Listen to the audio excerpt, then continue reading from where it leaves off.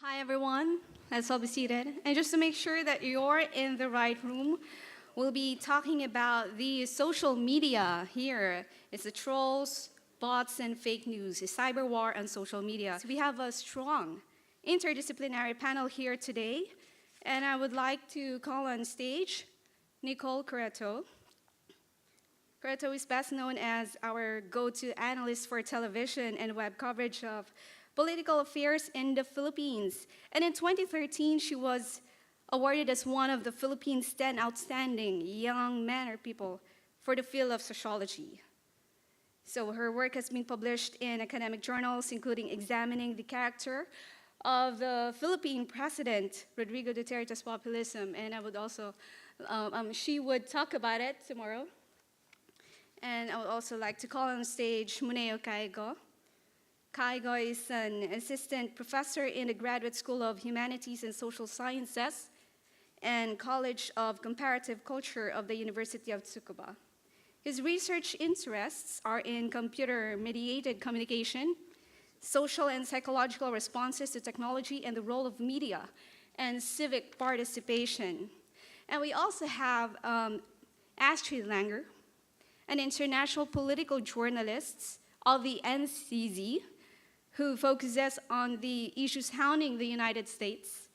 I read a strong article she wrote last January on how Trump's first official days illustrate how his eagerness to diminish confidence in the media and with false stories or branding the media as the entity spreading alternative facts. I would also like to ask you about that in a while.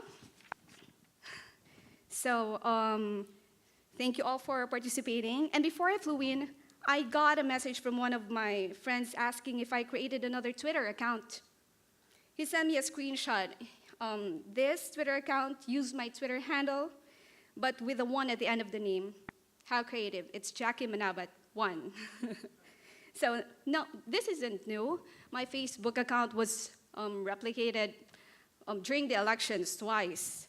And my face photoshopped on a very sexy body. I hope it was me, but it wasn't. So, but the bigger picture here is the what ifs. What if that troll or the one pretending to be me posted false news, gets shared by several people who believes it is true, then it triggers a bigger problem. This is no longer a sci-fi story plot. Just to give you a background, the Philippines is one of the most expensive internet access in the Southeast Asia, but one of the slowest. For one to check the veracity of a posted story, it will mean that the user has to pay more. Now more people are believing these things are true, and people are acting on beliefs that they don't understand. So at the end of the forum, I would like to know, how can we win this war against trolls, bots, and fake news? So let's start off with Nicole.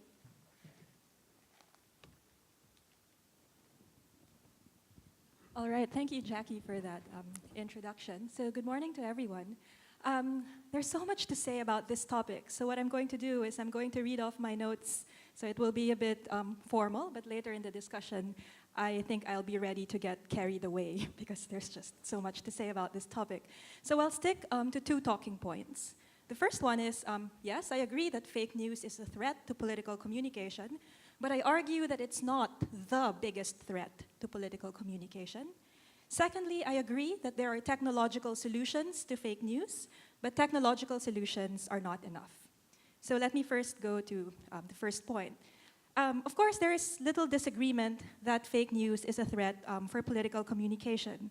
While real news, for example, publishes or broadcasts stories based on carefully gathered evidence that went through a rigorous process of editorial controls, fake news is based on misinformation and lies.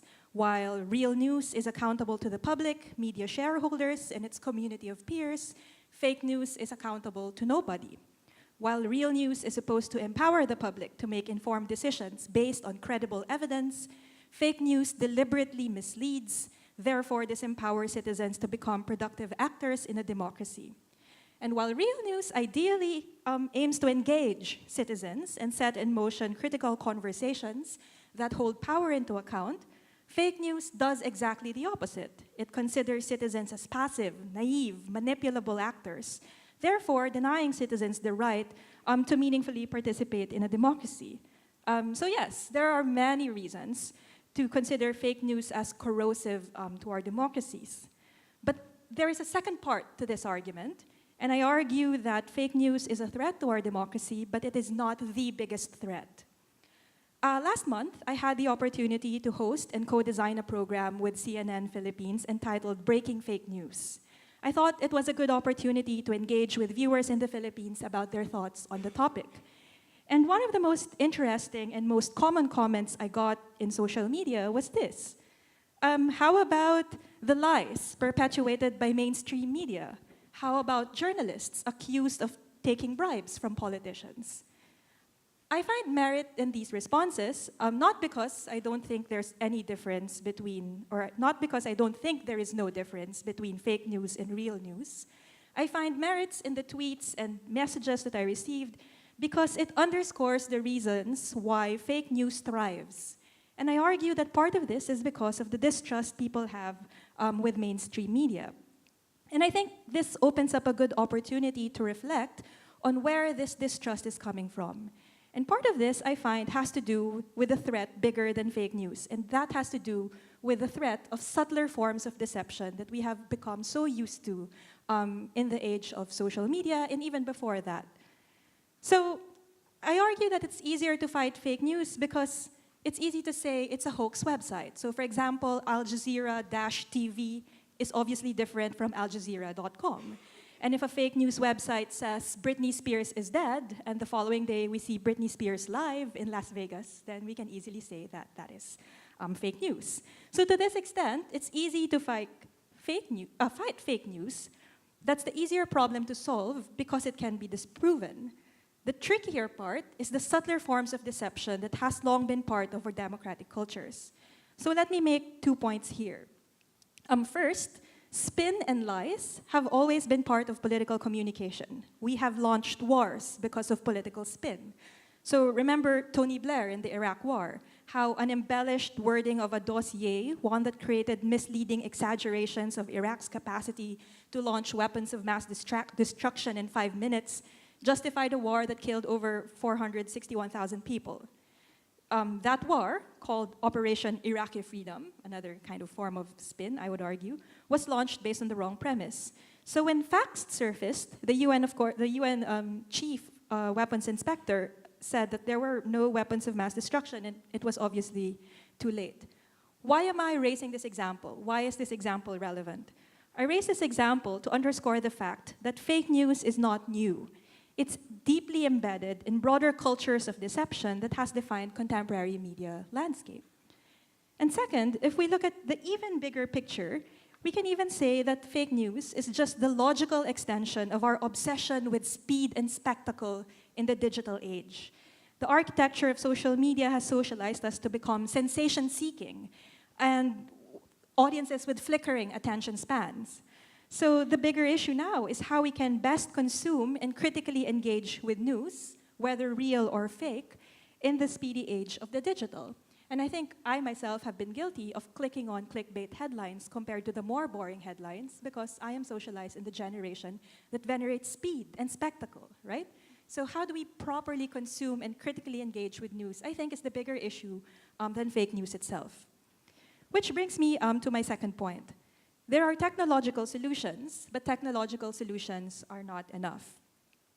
Remember the time when email was new? So obviously I'm revealing my age here. And we used to receive this email from a Nigerian prince who has landed in space and how he has $15 million held in trust at the Lagos National Savings and Trust Association, and how we have access to this money if we transfer $3,000 to a certain bank account. Today, that email goes to our spam folder. So perhaps fake news is just another phase at our ever-evolving history of digital technology. Maybe technological solutions will emerge that will help us filter fake news while still having the option to go to the spam folder and comb through possibly real news, just like real email, that went through that folder. So yes, there are technological solutions. But I don't think technological solutions are enough. in my conversations with journalists, I realized that the best way to fight fake news is for journalists to be better at their jobs. This is from the journalists themselves, and I find this insight particularly meaningful because there have been loads of criticisms against mainstream media's bias and profit-driven motives. And it is not surprising that a lot of people get turned off from legitimate news sources because of poor or inaccurate reporting of stories perceived to favor one side. Fake news, on the other hand, offers a comforting view of the world. It gains traction because it appeals to our emotions, it tells us what we want to hear. And fake news is here to stay. And it's through engaging, thorough, credible, and not condescending journalism that we can best defend ourselves against deception. And I think mainstream media now is at a crossroads in terms of finding a sweet spot between presenting news to creatively engage audiences and maintaining accuracy in reporting. But of course, it's not an impossible thing to do. One of my favorite websites right now, actually, is Teen Vogue. If you don't follow Teen Vogue on Twitter, you totally should. Why? Because here's an example of creative reporting that engages their target audiences, writes in accessible, friendly, and non-intimidating and non-condescending manner. So if you think that the only thing Teen Vogue tweets about are the best glitter nail polish, think again, because unlike its older sister, Vogue, it actually has a news and politics section in its own website. It appeals to teenagers and communicates with them in a language that they understand. Let me cite 4 examples of recent articles published in Teen Vogue. I'm 16 years old, and I'm a Syrian refugee. Another example, Princess Diana was a fashion icon and, all caps with and, rebellious humanitarian. Third example, I was at a friend's house when Harvey hit, Hurricane Harvey, and came home to nothing. Final example, a Native American tribe is trying to reclaim land they say Brown University took. So why do I find these stories fascinating? It's because it uses the tonality of teenagers, it uses the language of social media, it uses emojis, which probably is still contentious for more conservative people who consume digital media. But the argument here is that there is a way to create real news that is engaging and draws attention to real news, compared to just saying we should just ban fake news.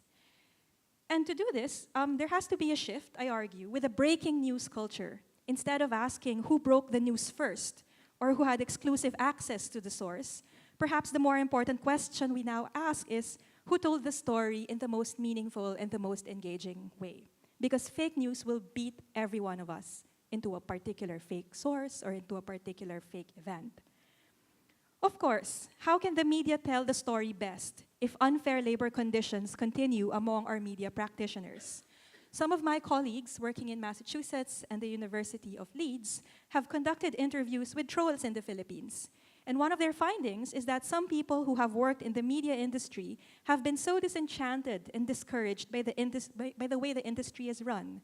Low pay, long working hours, the culture of short-term contracts and precarious labor, all these contribute to the allure of exploring other entrepreneurial possibilities given the skill sets that people have.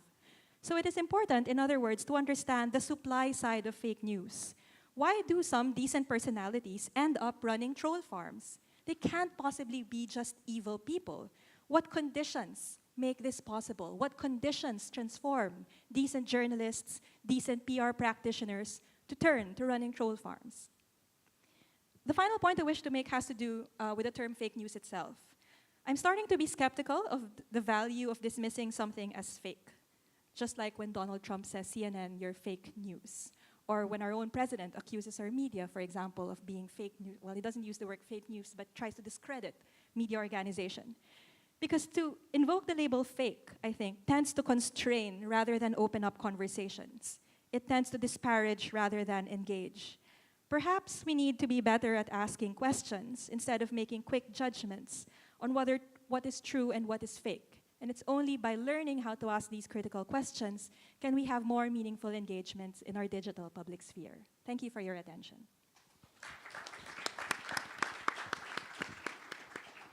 Now we'll give a 20-minute presentation to Professor Muneo Kaiga. Usually, I have to, because I'm Japanese, I have to start with an apology. I'm sorry about this self-gratuitous slide of myself. I've already been introduced. I would like to thank Konrad Adenauer Stiftung for this gracious opportunity for me to introduce some of my insights into fake news. So today, what I will cover is what we've already found out in the past and what we're learning about fake news now, and if fake news is bad or not. And what we've been finding in Japan, and also sort of like the information flows of Japanese social media and fake news, and the countermeasures that Japanese governments are trying to implement. Okay? So before fake news, as some of you have learned in school, we had rumors. This comes from my training in social psychology. And basically, rumors are public communication that are merged with private hypotheses. And the problem with rumors is that they're very damaging. And as psychologists like to create equations, so rumor strength is equal to the importance of the subject with the ambiguity of the evidence. Okay, so maybe, maybe not. But rumors lead to sometimes civil disorders and other problematic collective behavior. The commonality, why I'm talking about rumors right now and why I'm linking is like the fake news and harmful rumors. For example, harmful rumors cause economic damage, and in Japanese we call them dema, which comes from the word demagogue. This is not my opinion, but this is just a Google search of, image search of the word demagogue, and so we have about six pictures of Trump. Not my opinion, okay? I apologize there.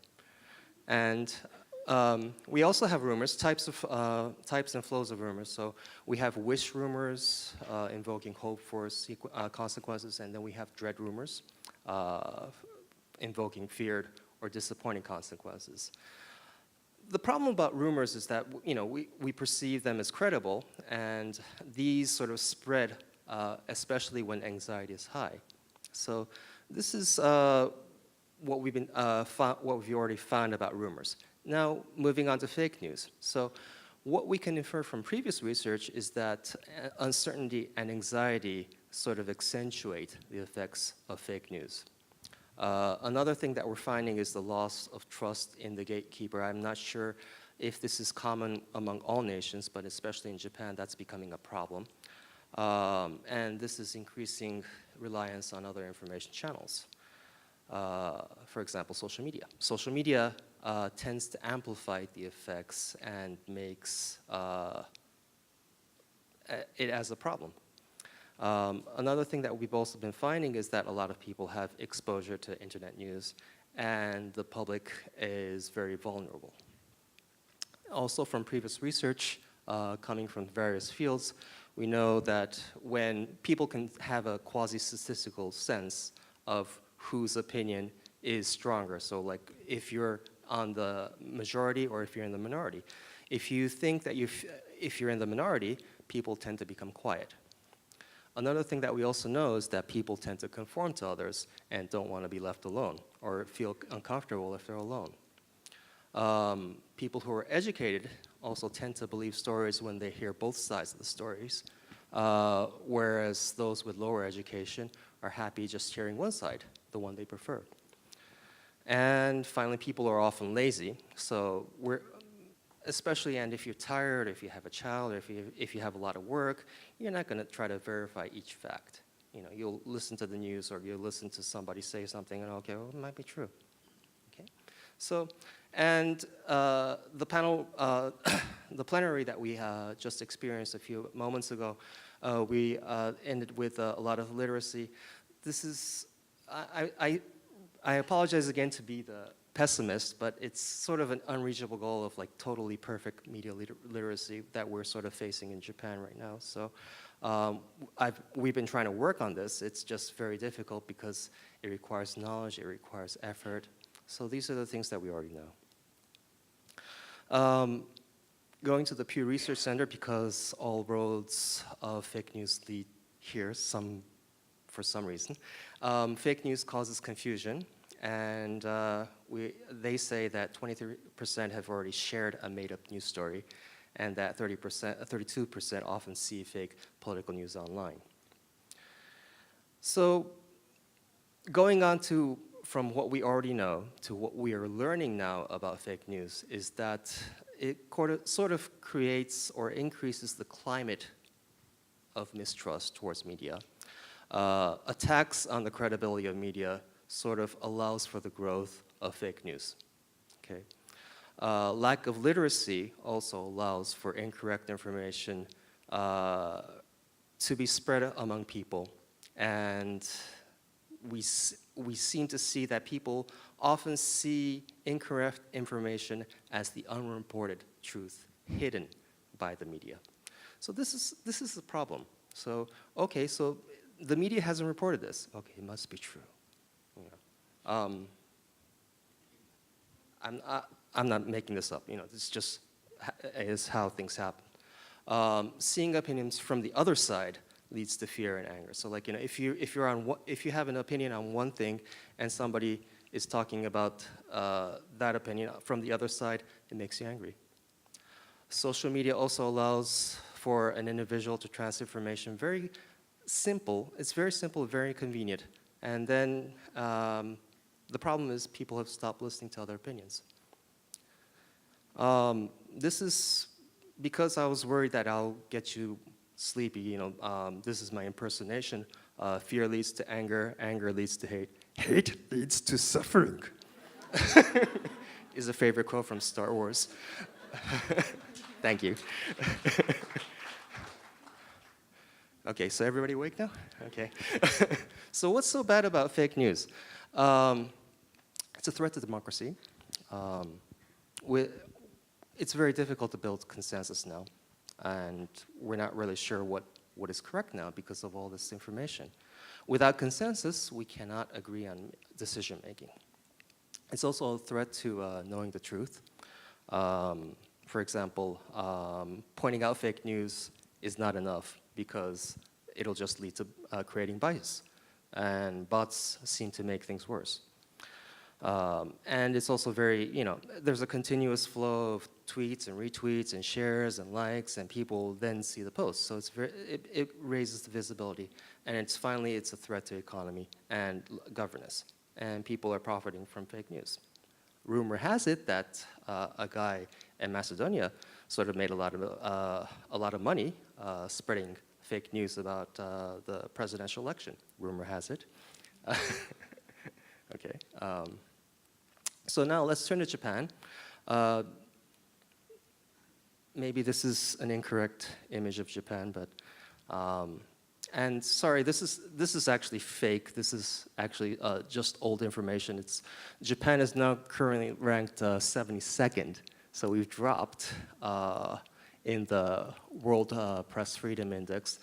A lot of this resulting from our current Prime Minister, which I'm not supposed to criticize openly, especially on camera. But there's a general decline of trust in the media in Japan right now. So we have a lot of distrust, we have a lot of flaming, we have problems of trolling in Japan, which I'm going to cover a little bit. And then we had the earthquake.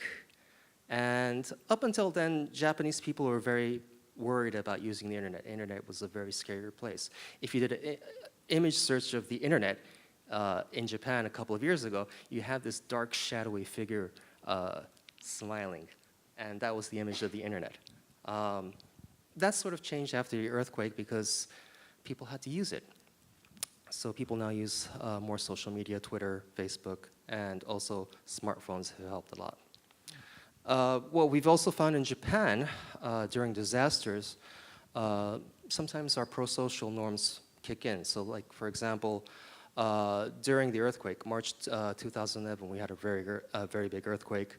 There was fake news about Cosmo Oil, a big explosion, and that poison was raining around the area. And that was spreading very quickly like wildfire on Twitter. So the fake news spread rapidly, but what we found out is also that, like, you know, people want to verify the facts. And especially because people don't have enough information sources and people are panicking, what we found out in Japan is that, like, even though fake news spread rapidly, fake news was also negated rapidly. However, excuse me, when the norms don't work, also happens. This is also going back to March 2011. We also had the nuclear power plant accident. And even now, even the half-life of cesium-134 has already passed. So contamination has decreased, but the economic damage continues because, oh, where's this peach from? It's from Fukushima. I'm not going to eat that, is what happens. So, Japanese people are really picky about food. So, like, we don't want to eat something contaminated. But still, like, we live in the filter bubbles of the paranoid. And these paranoid filter bubbles create spirals and spirals of fake news. And unfortunately, for the situation right now, discrimination against Fukushima continues. Also, another more recent incident, we have a lot of earthquakes. Japan is sort of, we get earthquakes every year, big ones. April 14, 2016, Kumamoto, there was a really big earthquake. And then we had tweets of a lion escaping. Okay, so the picture here, that's a picture from South Africa. Okay, as you know. But, like, people, started, like, for some malicious intent behind these, tweets, fake news spread. So, and because they saw this, oh my God, there's a lion escaping in Kumamoto, we got to spread this. So people started spreading the news. But that was based on goodwill. So that happens too. And this is sort of like the main thing that I want to talk about. Also, when the norms don't work out, this is very distasteful. The same earthquake, we started getting fake news about Koreans poisoning water wells. Now, this is really sad. Every time there's like a disaster in Japan, September 1923, we had a really big earthquake. It started rumors about Koreans rioting. It didn't happen. It's fake. Poisoning wells, setting fires, that's also faked. And this it triggered genocide of over 1,000 Koreans and Chinese. It's very sad. Same thing, but some people decided, okay, earthquake, Kumamoto, we got to do the same thing. Things happen like that. And when we trace where this all came from, and we trace this back to the Nichannel, the 2-channel bulletin board, I'll come back to this really soon. And this is where the sort of like the Japanese online alt-right function, or they have their fun there. And this is also relating to the incivility and hate speech and fake news that flows from the Nichannel and the Matomes. I'll talk about this also now. Nichannel it's the biggest bulletin board. Now, a lot of you don't use bulletin boards, but Japanese people sort of tend to still use this because they can raise a lot of information anonymously. You can't get traced. You can be really clumsy and get traced, but you can't get traced. So it gives you, you can leave information there without a trace, okay? So a lot of people access this, and what's special about this is that there's a lot of speed and range. So it covers a lot of information. There's a lot of information there, and it's also a hotbed of fake news. Tsuri is the word fishing, but a lot of people try to deceive other people by leaving a lot of fake information there. And if you get, if you're stupid enough to believe this, then it's your fault, is the mentality of the people on this bulletin board. And now we also have aggregator sites, which sort of like aggregate a lot of the information on the Nichannel called the Matome blogs. And these are sort of like, they tend to lean towards entertainment and gossip content, but some of them sort of aggregate racist comments. And it's very distasteful. But the problem is, because of freedom of speech, we can't really do anything legally at the moment, unless it's invoking some sort of danger towards a set of group of people. So sometimes these are posted on YouTube, and then it gets posted on other areas of the internet.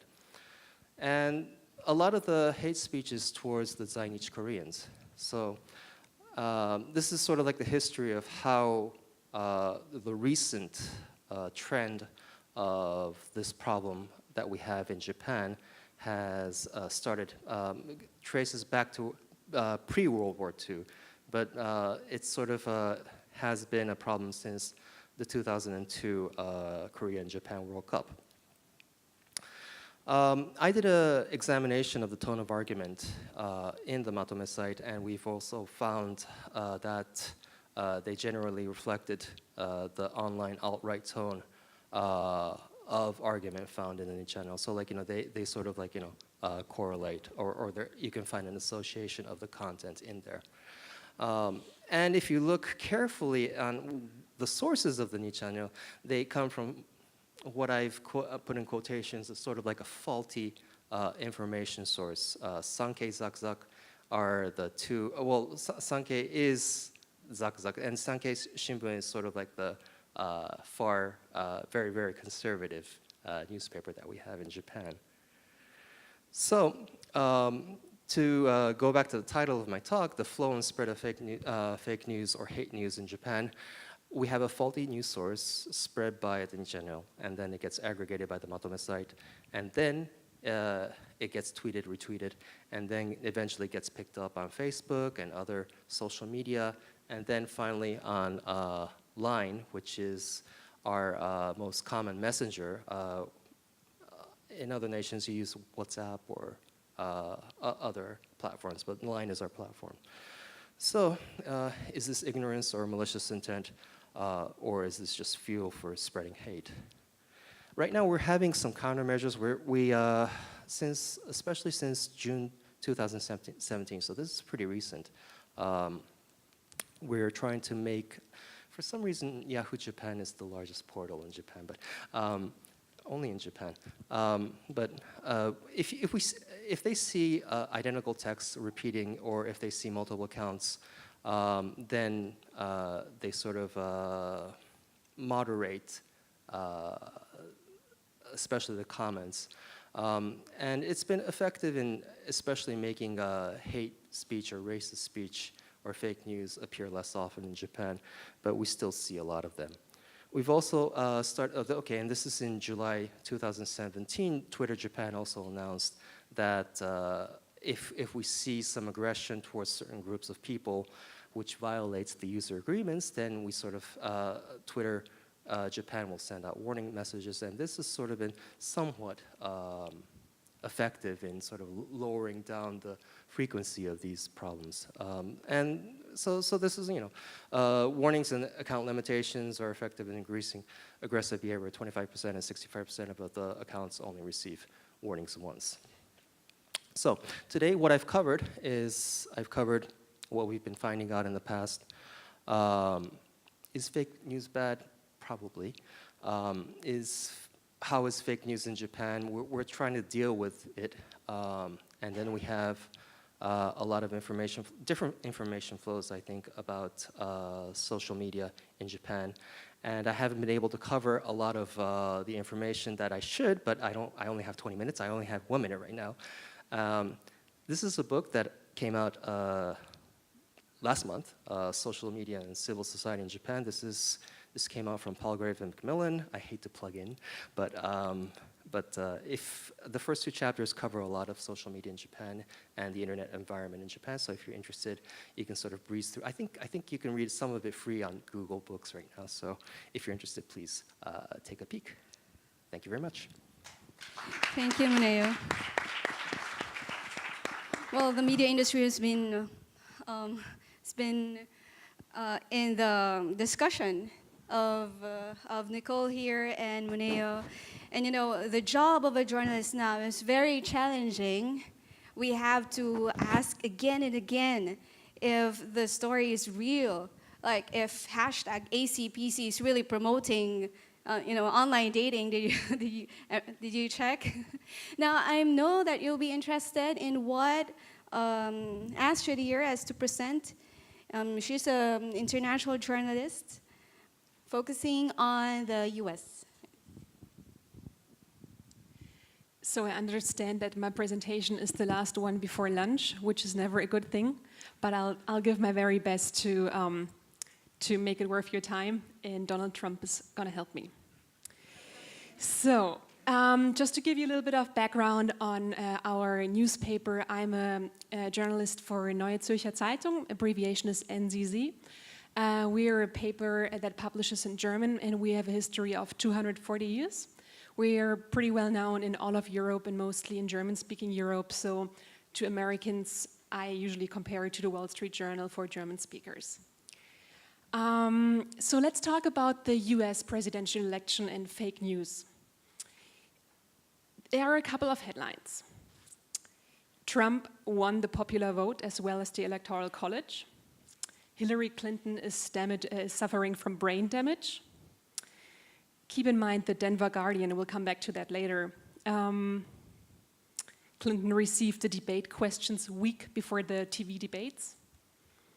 Then there is also anti-Trump news, such as Hillary Clinton gets more votes than any candidate ever. The Pope is endorsing Trump. And obviously, James Comey, the former FBI director, actually gets payments from the Clinton campaign. What do all of these news have in common? Come on, people. They're fake.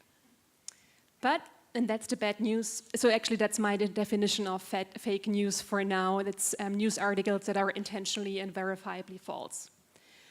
But the bad news about all these headlines is that they went viral anyways.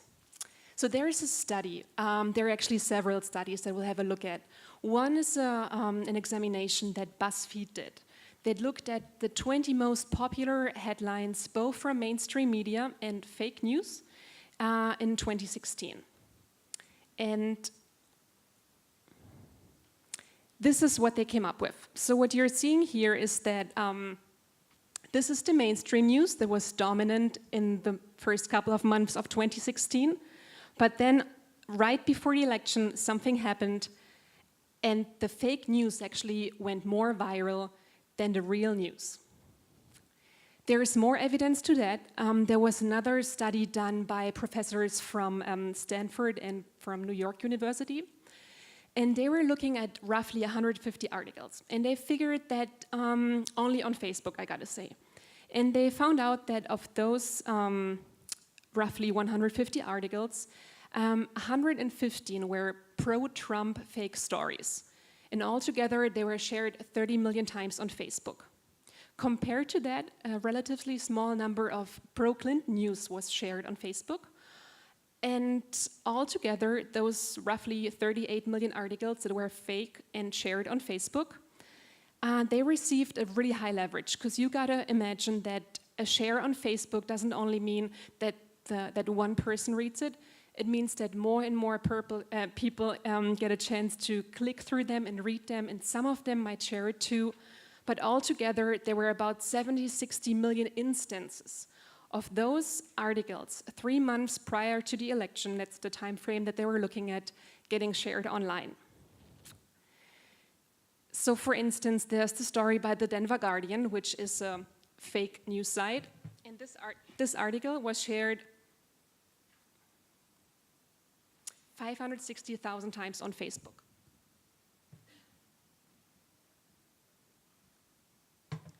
There's another very popular story about Pope Francis endorsing Trump, which is not true. This story was shared almost 900,000 times on Facebook. So I guess if you did a survey right now asking people whether who Pope Francis endorsed, I'm almost positive some people still believe the Pope did endorse the Republican candidate. That's sad, but it also has very terrible consequences in real life.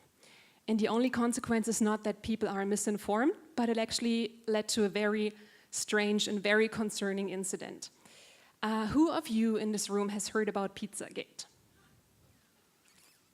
So I see several people. For those of you who haven't heard about Pizzagate, Pizzagate is a story that seems totally strange at first. It's a conspiracy theory that basically claims that Hillary Clinton and her supporters run a child trafficking and pedophilia ring tarned as a pizza place in Washington, D.C.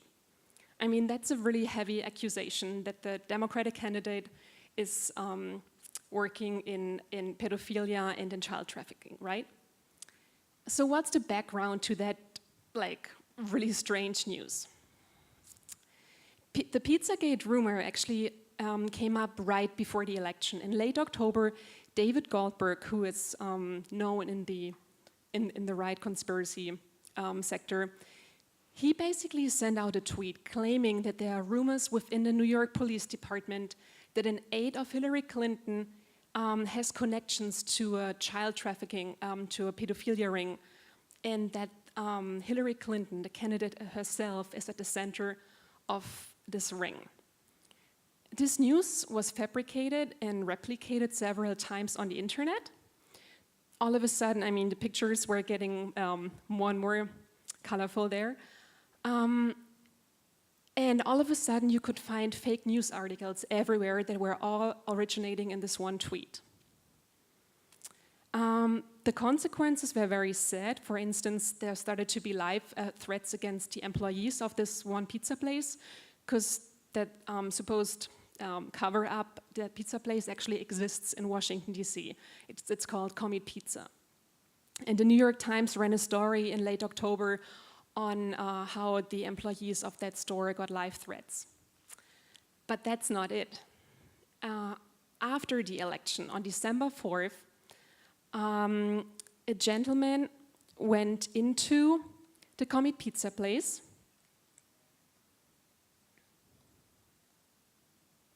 His name was Edgar Welch. He's 28. He's a father of 2 girls. And he drove all the way from North Carolina up to Commit Pizza up here in Washington, D.C. So he was quite determined to make that 6-hour journey. He took a rifle into that pizza place and he started to fire some shots. And he was claiming later on towards the police that he would self-investigate the pedophilia ring and that he came to save the children. So he himself was committing that his motive for, or what caused him to come to that pizza place was the fake news, of which he didn't know that, or at least he believed that it's real news. So he was arrested. He was recently sentenced to prison. I think it was 4 years, if I remember correctly. But I mean, it's just a very sad highlight of an election campaign full of fake news. But with that incident, I mean, one would think that with that incident in Washington, D.C., people would stop supporting that Pizzagate theory. That's not true.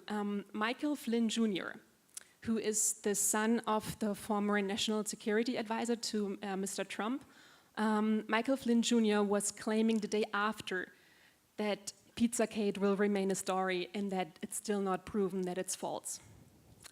So that theory actually had very prominent supporters. And if you thought that it might be over now, it's still not. So I just found these videos very recently on the internet that there is still more evidence. Now the story gets more elaborated, how there is a secret tunnel network all linking to Commit Pizza. So Pizzagate is still alive. But Pizzagate was not the only fake news story during 2016. There were more and more stories, as I said, which all lead to this one fundamental question.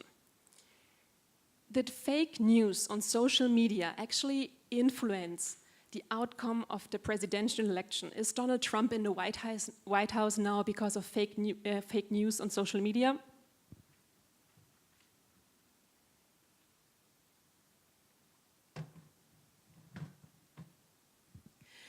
I think it's very hard to give an answer to what explains the outcome of the election. But from academic research that I've read, it's pretty much sure that it's most likely no. That fake news on social media had an influence, but not a decisive one.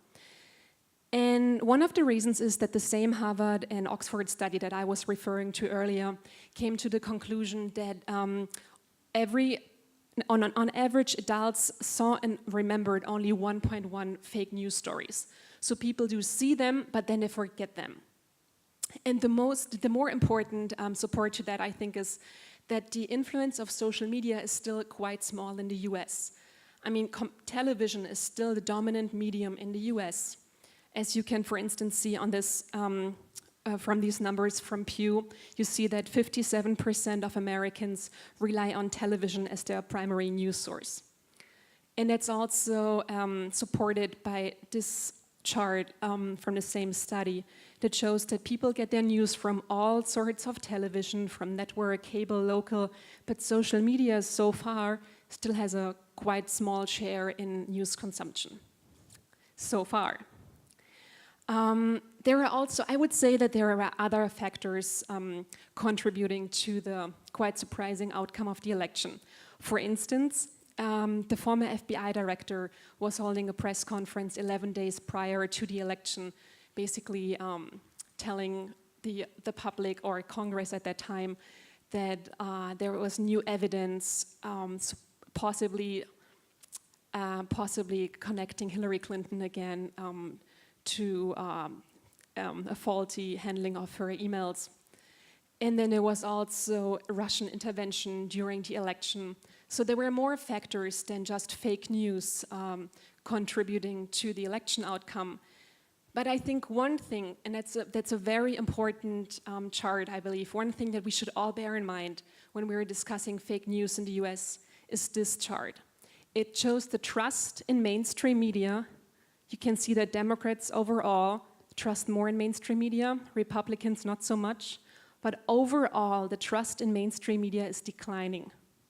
And I think that's something that explains this division in the country and the mistrust of what is real news explains to a great share how fake news is possible and how it's possible that fake news get shared so widely on social media. I just want to touch on the reactions by tech companies very briefly. We could hold an entire channel just on what tech companies are doing and on whether they're reacting in a correct way. But for instance, Facebook and Google have started to ban news sites from receiving ad revenue. And I guess money is a language that the fake news websites might understand. Then Facebook, for instance, has cooperations going on in the US with PolitiFact and in Germany with Correctiv. They're both websites that specialize in verifying news. And whenever a story is falsified by either two of these platforms, then they get flagged as false on Facebook. Then Twitter used to be a very strong supporter of free speech, and Twitter has started to block more and more accounts that are known to spread fake news. They could still be doing more, and I'm looking forward to discussing that, but they have started to become harsher. And then there are also very interesting browser plugins I find. For instance, you can get the bullshit detector. The bullshit detector is one of many browser plugins, very easily installed. And many of those companies are cooperating with universities, and the way it works technically is basically that they just use lists that universities or other research institutions have identified as fake news sites. And whenever you're attending such a site or happen to be sent from Facebook onto one of their sites, they're flagged. So this is when you go to breitbart.com, you get this little warning. This might not be a reliable source. But the fake news problem is not over just because the presidential election is over for now. Donald Trump keeps on playing with the word fake news. He likes to extend that expression to media. And there are also other news still going on that are claimed, like, for instance, the debate on Obamacare. There was news spread that Americans will be implanted with microchips. More crimes are assumed on Twitter. But there are also news about Trump, false news. I also want to be fair and say that although the majority of fake news spread on Facebook was favorable to Mr. Trump, he's also often the victims of fake news as well. So for instance, there were rumors prior to the election that he cannot read. And recently there was other news that's harder to falsify. As you all know, President Trump made his first pardon the other week of Sheriff Arpaio. There was news the day after, or false news, that he also pardoned a very controversial clergyman or clergywoman in the US, which is not true. So in summary, fake news was very widely shared during the presidential election in the US, and especially because of the high leverage that articles get on social media. There were almost, there were 800, what did we say, almost 800 million shares of the fake stories on Facebook alone, only 3 months prior to the election. But according to academic research, they have probably not swayed the election. However, fake news continues to be a problem and an instrument used by politicians. Thank you very much for your attention. Thank you, Astrid. You know, the false news has been circulating in the social media. Our President Rodrigo Duterte, is the best president in the universe, and you know, 100,000 of users on social media believe that. And well, unfortunately, some of online news organizations did a write-up on this. So when we discuss this types of false news on the media, it's like setting fuel to a fire. My first question is, how should the media handle it differently, this false news, and avoid being unwittingly accomplice in the collusion, or if you like, contamination in public discourse? Astrid, would you like to start? So as a journalist, I think that we've always had a very big responsibility to verify news, but I feel nowadays it's even more important that journalists do their job well. That is, if a journalist nowadays accidentally spreads false news or doesn't verify data or doesn't get their data right, it's going to be used against them more than it's ever been. So for instance, there was an example, like in the US, whenever mainstream media is nowadays getting facts wrong, the president, I feel like there's an entire movement against him. So there was one incident when right after Trump's inauguration, one of the reporters who works for the pool covering the White House spread the word that the Martin Luther King statue that used to be in the Oval Office was removed. And that turned out to be false afterwards. And then that journalist apologized as soon as they found out that it was that he was incorrect. He corrected himself on Twitter. But he's still, and I mean, it's a bad thing that he didn't get his news right, but that just happens too.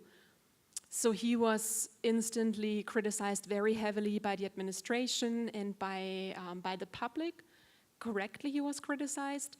But then again, every time that happens, I just wish people did their homework better, because it's, as you said in the beginning, the job of journalists is getting harder and harder, and we have an obligation to defend our own reputation and to make it worthwhile reading real news and also paying for real news.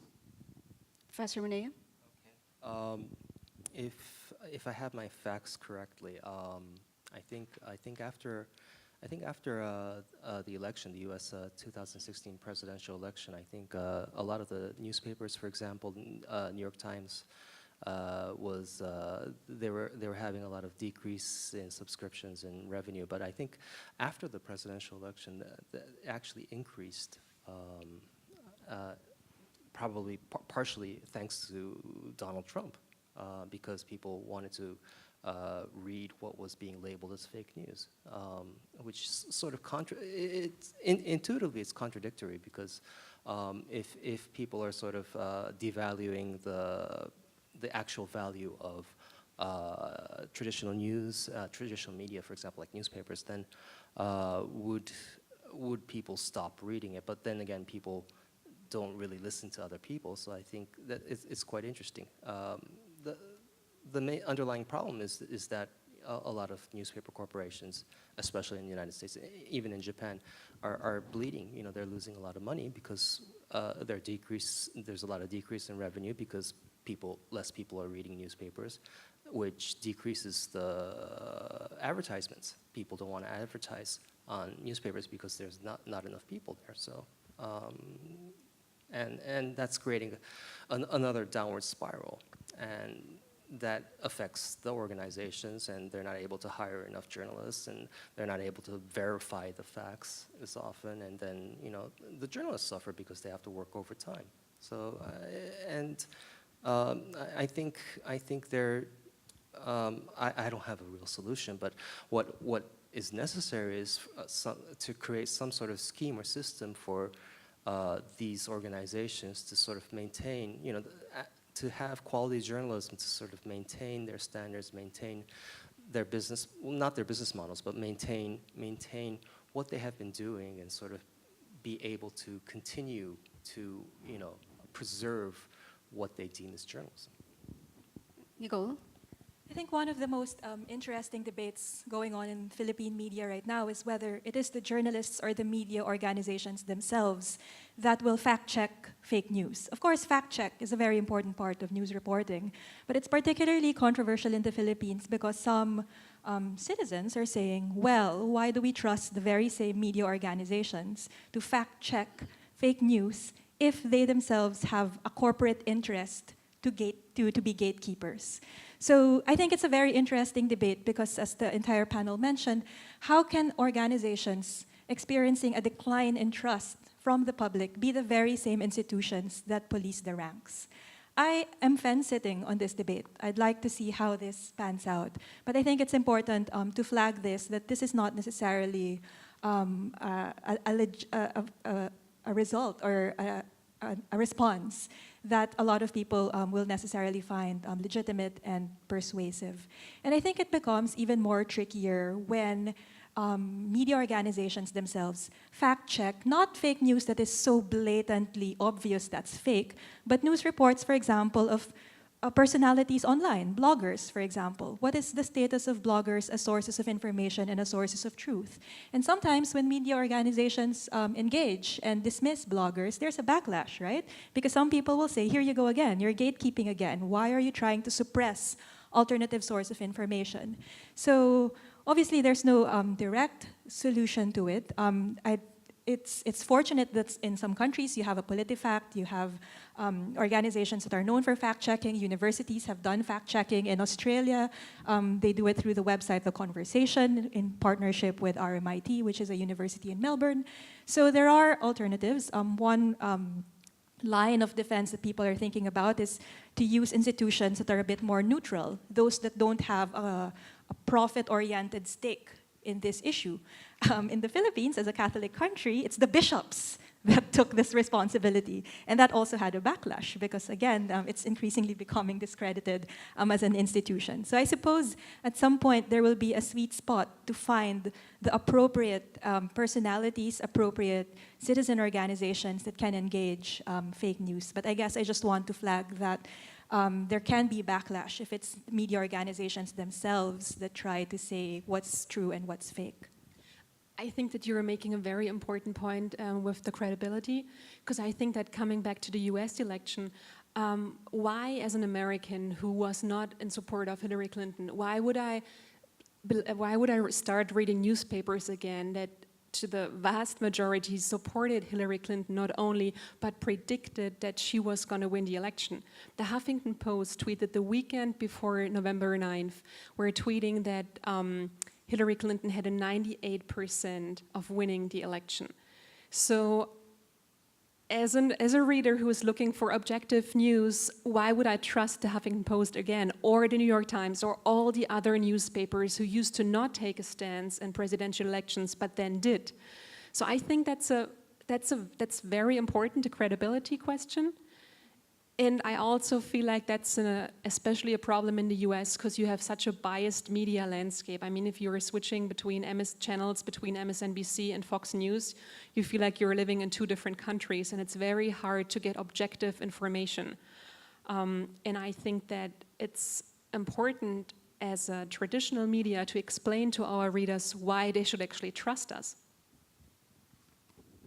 So do you think fake news is another way of describing this larger sense of mistrust now in the mainstream media? Very much so. I think that one of the reasons that fake news is so popular, or why there is even space for fake news, is because the mainstream media has a credibility issue. Because it is easy for a newspaper like the Denver Guardian, which obviously has no reputation, to fill that gap. That I rather believe the news or the Baltimore Gazette or other papers that don't even exist. That I'm willing to believe them because the news that they transport seem more believable than news I get from the New York Times or the Wall Street Journal or whoever else. I think that that's one big problem.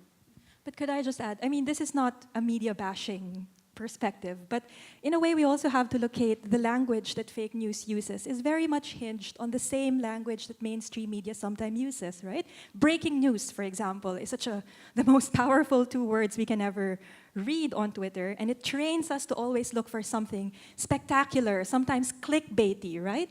And mainstream media has participated in constructing that very same vocabulary that we're all used to. So when we read fake news that uses precisely the same language, it somehow looks persuasive.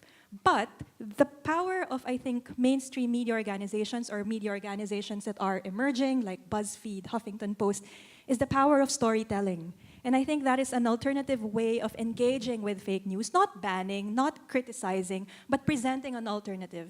Because I think what's persuasive about fake news, as I've mentioned earlier, is it appeals to our emotions. It makes us feel comfortable. It affirms our pre-existing biases. But why is that powerful? It's powerful because it tells the story that appeals to us. And I think that lesson from why fake news is appealing is not unique to fake news, but something that a lot of journalists, a lot of documentary filmmakers can create in a very persuasive manner, right? Think of the digital film about Joseph Kony, right? Like, who cares about Kony? But because the story was told in a very persuasive manner, it went viral, it drew attention to this very controversial leader in Africa, and it made sense. And that is, not mainstream media, but an independent filmmaker, but it can gain traction. The point being, because it tells stories, because it appeals to emotions, but taps the emotion in a manner that allows us to be better democratic citizens. Speaking of appealing to emotions, Munea here did a study on Channel 2, the world's largest single internet bulletin board, and the most widely known single free access and Japanese internet forum. In your study, you analyzed the dynamics involved in the dissemination of socially harmful content.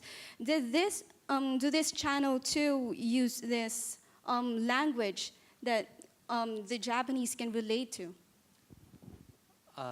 Yeah, you're referring to the study that I did 10 years ago. Yeah, okay. This study was we collected data on there was like a kid who got caught in Iraq, a Japanese kid who went to Iraq and he got caught, and he was executed, and his execution video was sort of uploaded.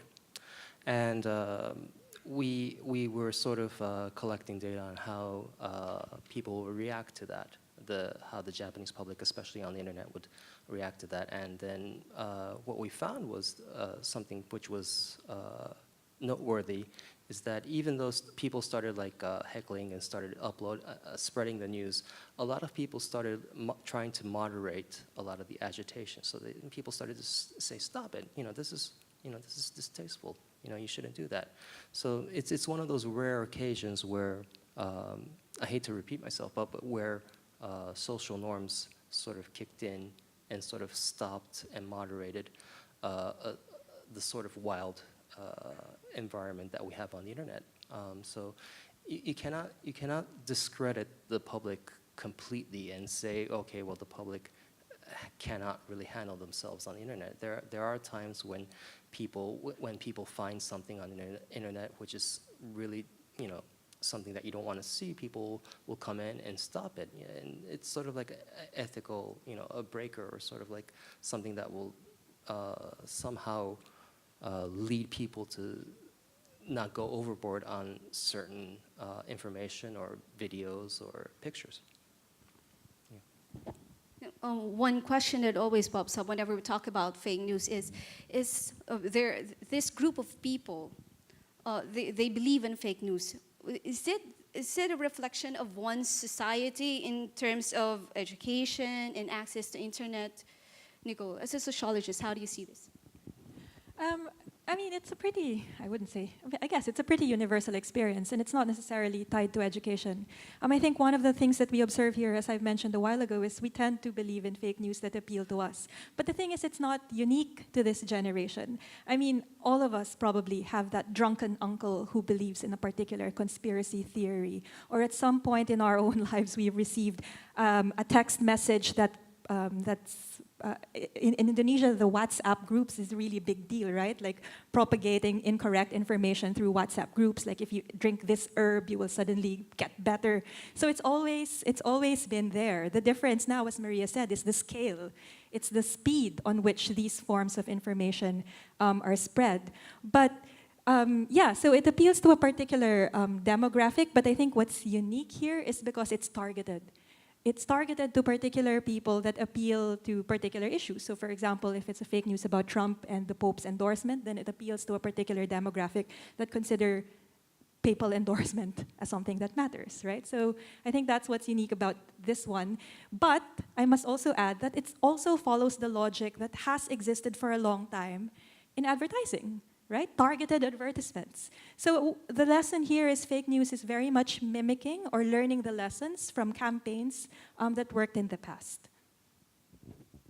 I'm being too selfish here. Let's open the floor to questions. I can see, yes.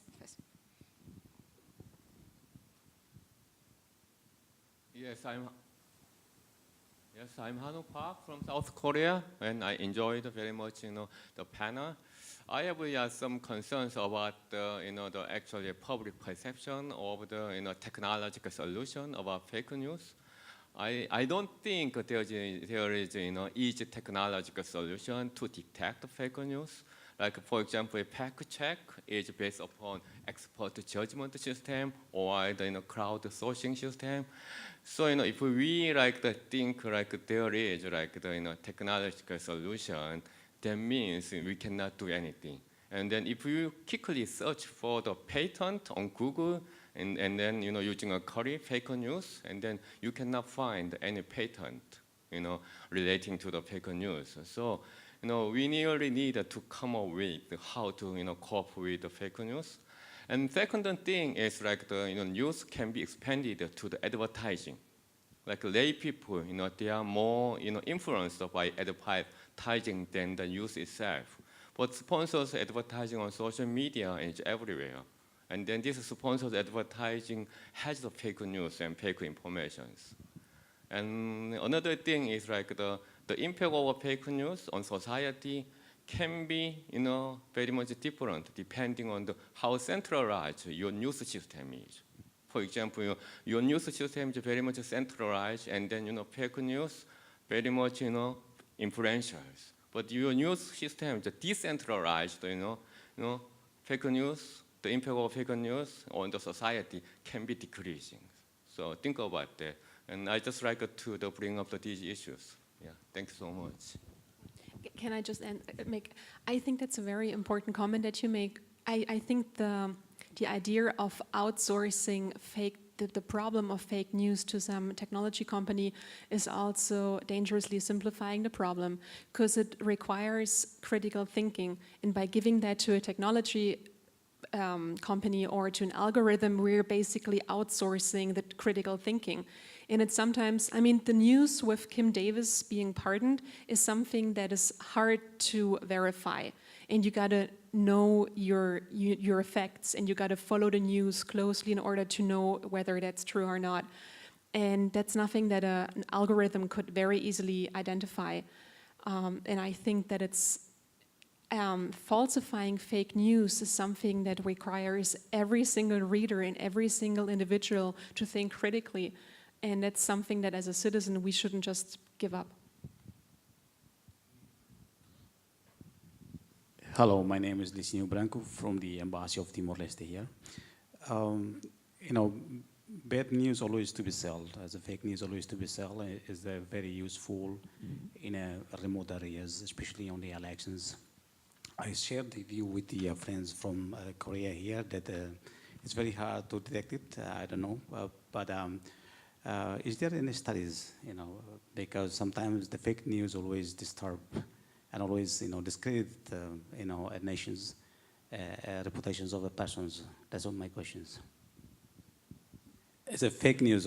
Is there any way to stop the fake news?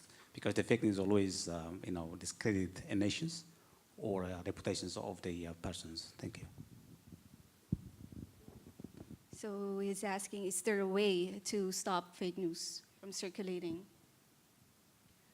I hate to go to a definitional debate here, but first I guess we have to define, because there's, for example, one BBC.com obviously is different from BBC.com, for example, or Al Jazeera-TV is different from Al Jazeera.com, for example. So I think there is a way to determine fake news sites from the real news sites. That's probably the easier way probably the easier problem to solve. But the other issue that I was trying to raise earlier in my discussion is, what about when we start getting to the gray areas? What about when we are talking about bloggers, for example, who try to report a particular news story that doesn't have the same editorial process as mainstream media, for example? Do we necessarily ban it? I share the skepticism as well with the technological solutions, although I think it can be an option. Some people can opt for having apps installed on their phones to sift through fake news, but that's a personal choice. I'm also on the fence whether you raised the issue of Facebook, for example, or Twitter trying to police the circulation of fake news in their media, because on one hand, we can actually say that there is a free market argument here, right? Like if I am a Facebook user and I go to Facebook to read the news in my news feed and it's suddenly bombarded by fake news, then I'm not going to go to Facebook anymore. I'll look for another platform to go for it. But the trouble is, because of the algorithm, the news that will be kept on being fed to me are news items that, again, reinforce my pre-existing beliefs. So one possibility now is, the medium-term solution that Maria was talking about earlier is media literacy. So for example, there's a newsletter you can subscribe to if you're a liberal like myself. You can subscribe to Echo Chamber, which is a newsletter that basically provides a very well-argued alternative perspective that we may not have seen. So maybe this is the time for us to celebrate how these alternatives are flourishing, how the voices are actually becoming dispersed, and maybe be in collaboration with more established, more mainstream media organizations to also give space to alternative voices that may not be part of the mainstream media landscape, but is saying something sensible. So instead of banning, maybe it's important to celebrate legitimate voices that bring something to the conversation. Yes, Ms. Maria. Thank you. So I'll just pull up much broader, since we've got the US and the Philippines and Japan on the panel, which is Ukraine, the Russian disinformation ecosystem that's filtered in. You've got countries like Venezuela, Ecuador, Turkey, where the state-sponsored kind of patriotic trolling, which is in service of government, some state-sponsored, and you can make the argument in the Philippines that it is now state-sponsored, given that the content creators are now employed by government. How do we deal with this? Because the end goal of it is to use fake news, not for misinformation, which is kind of what we've been talking about. Yes, media's at fault. Yes, people make mistakes. But what if it is disinformation meant to control the democratic space? How would you look at it? I think we can learn lessons from the same era when governments were repressive and were engaged in censorship. We can use the same logic, right? You fight disinformation, you fight systematic state control of information by claiming a space in that very game, right? So I think if the issue is, for example, patriotic trolling, if the issue is state-sponsored disinformation, I think this is just one tool indicative of a broader problem. Your problem is your state is starting to becoming authoritarian. And the struggle is much broader than engaging fake news. So there's a bigger problem that we have to engage here. But of course, now it matters what the broader political context is. Because let's say if you are in the Philippines, where there are definitely way more media freedoms than other contexts, then we can fight, right? Then private media corporations, ordinary citizens can fight. Now, I think the bigger problem is if in authoritarian states and they use precisely the same tactic, how can citizens fight back? But I think that's a different story. I can only imagine how we can be a bit more participatory in our approach when we're talking about more democratic context. So I guess my answer to Maria's question is, if the state is becoming so powerful in controlling information, I don't think fake news is the problem. The problem is way bigger than that. It's just an indication of something bigger. Professor Maneo. Well, this is going to sort of not properly address your concern, but it will sort of resonate back to what Han was saying about how can, because it's very difficult to sort of, I know the intent you're trying to say. It's very difficult to operationalize the evaluation of expertness and trustworthiness, right? So, and how can you evaluate that? I understand that, and that goes to that goes back to sort of like a philosophical argument of how you can perceive information, because every journalist is writing, and if you write something, you're being subjective, and and then if you're even if you're objective, then from the right you look left, and from the left you look right?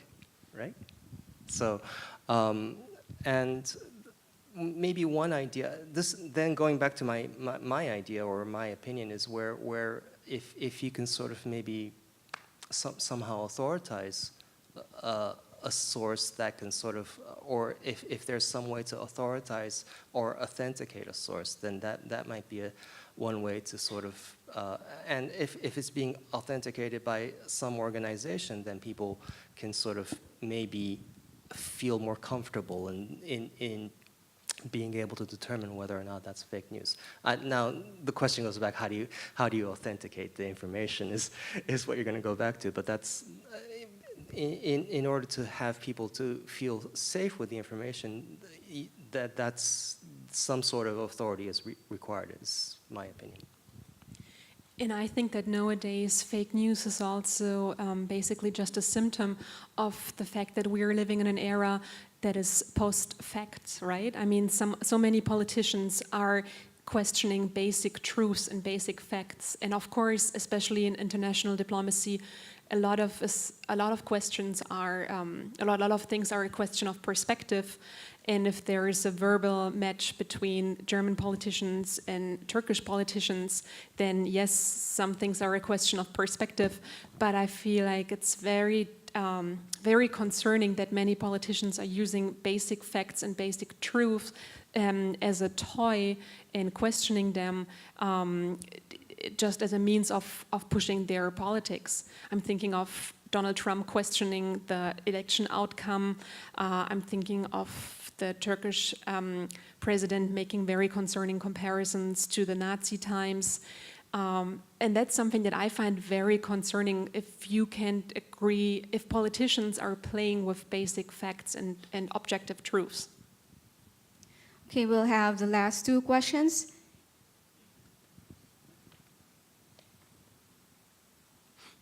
Thanks very much. Just a brief observation and question, please. The observation is that as academics and analysts, I believe we'd like to define, we'd like to separate, put everything into categories, looking at it from the point of view of the consumer, and even looking at my own children. I have the feeling that they feel they have the right to swim in the sea with everything. And we should not underestimate how fake news is appreciated because of its entertainment value. So there is, it's all, the new consumers of news like to swim in different kinds of seas than old consumers who see that as a compartmentalized environment. But that's just a minor observation. My question is about the international dimension, and I'd like to ask Nicole and Munio. Nicole, perhaps how you see how fake news has interfered with your country's international relations. Whether you could give an example of what speaks strongest to you, and to Munio about the relationship with Korea. This is with South Korea, which is a relationship of ebbs and flows, is going up and down. At the same time, we see that that hate speech is used between both societies, but also that there are strong links between both civil societies, for instance, academia. So could you perhaps give an example, or do you have an idea of how social media could contribute to stronger bilateral ties or even regional identity? Thanks. Right, thank you for that question. Mercifully, President Duterte is not on Twitter, so that's the big difference with Donald Trump. But I think I would pick up on the international relations, but I would focus more on the people-to-people part of diplomacy. The focus of my research actually for the past 3 years, is the global outpouring of support in the aftermath of Typhoon Haiyan in the Philippines, 2013. And that has been one of the biggest examples of the success of digital humanitarianism, right? But if we take out the humanitarian dimension for a bit and just look at the people-to-people relations that came out in Haiyan, I think it's a fantastic example of how, for example, you have your celebrities drawing attention, of global celebrities drawing attention to a particular disaster, but it's not one way. It's not an influential person drawing attention, let's say Harry Styles. If you do a tweet map, we know who Harry Styles is, right? If you do a tweet map, it's Harry Styles that sits in the middle of the map because he's super well connected. He has been retweeted many times about Haiyan. But it's not just a case of this very popular pop star drawing attention to the disaster. Filipinos themselves were able to trend hashtag the Philippines says thank you. And there's a chain of care that happened here from the giver to the recipient of care, making that act of reciprocity. And I could see this in my own communities as well. So these are people who live, for example, in very precarious conditions. They live in slum communities at threat of eviction because they live by the coast and they're not meant to live there anymore because it's hazard-prone area. But when flooding happened in other parts of the world, they're the ones who would actually say, we should do something for them. Let me go to this Facebook page, to the Red Cross page, and try to give support to the same communities that experience flooding elsewhere. So in a way, yeah, there's something happening here beyond fake news, which is the more people-to-people level of diplomacy, of expressing solidaristic forms of cooperation. It may not necessarily be consequential in the sense that they don't send money, they don't send money to other disaster-affected communities, but it matters because there's now an awareness that there's flooding in Bangladesh. There's now awareness that we have to send back our help to people, let's say in the US, even if we are a much more poorer country. So I think that's the advantage here. Okay. First of all, I have to say that I do not belong to the Ministry of Foreign Affairs, and I'm also, the question is probably more appropriate for the ambassador to answer, but after that, there's a lot of probably uncomfortableness about talking about South Korea because we have the history of colonization, and it's probably difficult on both sides. Which goes back to, for example, racism. You know, if you've ever been discriminated, then you know how it feels. Unless you've never been, discriminated, then you don't know how it feels. And I think it's the same with the Japanese, because it's very difficult for them to understand. Well, for us to understand, colonization, how it feels. And we've had a lot of exchange. There's a lot of information exchange, and we have a good bonding, historically. But what I know about South Korea and Koreans is that we haven't been able to maybe not create a flow of information or influence, but sort of like we haven't been able to bond at the sentiment level or the emotional level, and I think that's the underlying problem. And so that's probably one area where social media can help. It's because it's an unofficial, it's not a sentiment. It's not an official, line of communication between governments. So, but maybe between nations, that might be one possibility. Okay, we'll have the last question. The gentleman from the back. Thank you. I'm Ravi Agarwal. Thank you for another great session. I understand fake news, and I understand what Nicole said about speed and spectacle as one of the reasons why we are talking about fake news. I'm really a little surprised about how easily mainstream media takes a position about fact and objectivity. I grew up in a time of reading newspapers, and across newspapers you saw so many different varieties of opinions. And not only was the same thing reported very differently, but also what was reported, and that continues to be one of the problems, that what the mainstream media chooses to report as fact is not necessarily all that seems to be happening out there. And one of the reasons why people are now tweeting, or I'm not on Twitter, so I'm not saying it as a personal experience, that because people are now reporting or talking about things that mainstream media never talked about. And I think it hints to the power structure of the mainstream media and the closeness to certain kinds of power structures in politics, which decided what they would be reporting about. So it's not just a question of credibility or fact-checking, but it's a question of who holds the power to share information in society. And I think that's something we're not talking about, that why people are so interested in listening to bloggers or other people, because they're hearing things which mainstream media would never cover. Well, as a journalist, I partially agree with you and I partially disagree. I don't agree with you on how you use the term mainstream media, because I think that if you are only talking about conservative mainstream media or only about liberal, left-leaning mainstream media, you might be right. But from the countries that I know, which is Germany, Switzerland, and the US very well, I think that if you look at the entire scope of mainstream media, you do get a pretty good picture of what is going on. And although that is true, sometimes reality reads very differently depending on which media you consume. Having said that, I also think that the mainstream media from the entire spectrum of large news organizations did a very poor job in the presidential election year of covering the concerns of the American people. Because if they had taken their concerns more seriously, if more reporters had been in Trumpland, in Western Pennsylvania, etc., and actually listened to their problems and fairly written about their problems, the outcome might not have been as surprising as it was. Okay, I think that wraps up the panel discussion on trolls, bots, and fake news.